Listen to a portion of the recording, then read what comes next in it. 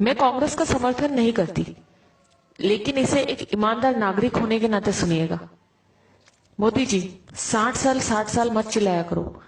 देश और जनता को उल्लू मत समझो। आप उस देश के प्रधानमंत्री हो जो देश 300 साल तक गुलाम रहा था, जिस देश को अंग्रेजों ने लूट खसोट कर इस देश की बागडोर को कांग्रेस को सौंपी थी। 1947 में देश में सुई तक नहीं बनती थी। सारा देश राजा रजवाड़ों के झगड़ों में बटा हुआ था। देश में मात्र 50 गांव में बिजली थी। पूरे राजस्थान मात्र में 20 राजाओं के पास फोन था। किसी गांव में नल नहीं थे। पूरे देश में मात्र 10 बांध थे। सीमाओं पे मात्र कुछ सैनिक थे। 4 विमान थे, 20 टैंक थे। देश की सीमाएं चारों तरफ से खुली थी। खजाना खाली था। ऐसे बदहाल में हमारा हिंदुस्तान कांग्रेस को मिला था। इन 60 सालों में कांग्रेस ने हिंदुस्तान में विश्व की सबसे बड़ी ताकत यानी सबसे बड़ी सेना तैयार की। हजारों विमान, हजारों टैंक, लाखों फैक्ट्रियां, लाखों गांव में बिजली, हजारों बांधों का कंस्ट्रक्शन, लाखों किलोमीटर सड़कों का निर्माण, परमाणु बम, हर हाथ में फोन, हर घर में मोटरसाइकिल वाला मजबूत देश इन 60 सालों में तैयार करके दिया है कांग्रेस ने। भारत ने पिछले 60 सालों में तरक्की भी बहुत की है। भूतपूर्व प्रधानमंत्रियों ने कई इतिहास रच दिए, जिसकी वजह से भारत आज एशिया की दूसरी सबसे बड़ी ताकत है। भारत दुनिया का सर्वश्रेष्ठ संविधान बन चुका है।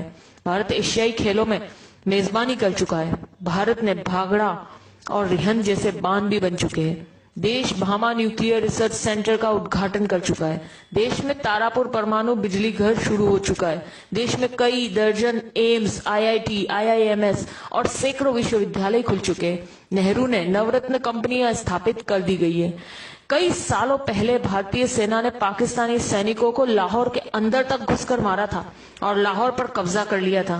पंडित नेहरू पुर्तगाल से जीतकर गोवा को भारत में मिला चुके थे। नेहरू जी ने इसरो यानी इंडियन स्पेस रिसर्च ऑर्गेनाइजेशन की शुरुआत भी कर दी थी। भारत में श्वेत क्रांति की शुरुआत हो चुकी थी। देश में उद्योगों का जाल बिक चुका था।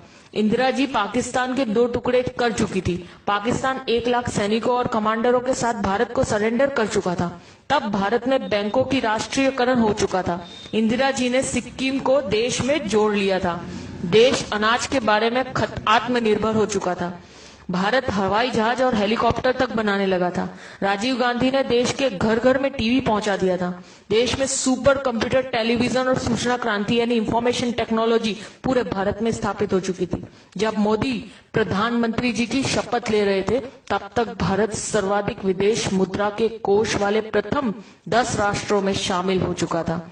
इनके अलावा Chandrayaan, Mangal mission, GSLV, metro, monorail, अंतरराष्ट्रीय हवाई अड्डे, न्यूक्लियर पनडुब्बी, ढेरों मिसाइल, पृथ्वी, अग्नि, नाग, दर्जनों परमाणु संयंत्र, चेतक हेलीकॉप्टर, मिग, तेजस ड्रोन, अर्जुन टैंक, धनुष तोप, मिसाइल युक्त विमान, आईएनएस विक्रांत, विमान वाहक, ये सब उपलब्धियां देश ने मोदी के प्रधानमंत्री बनने से पहले हासिल कर ली थी।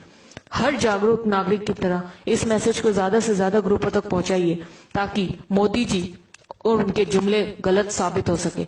जी बार बार उनका पूछना कि 60 सालों में क्या हुआ, तो उन्हें पता चल सके और अंधभक्तों की आंखों से पट्टी उतर सके। जय हिंद।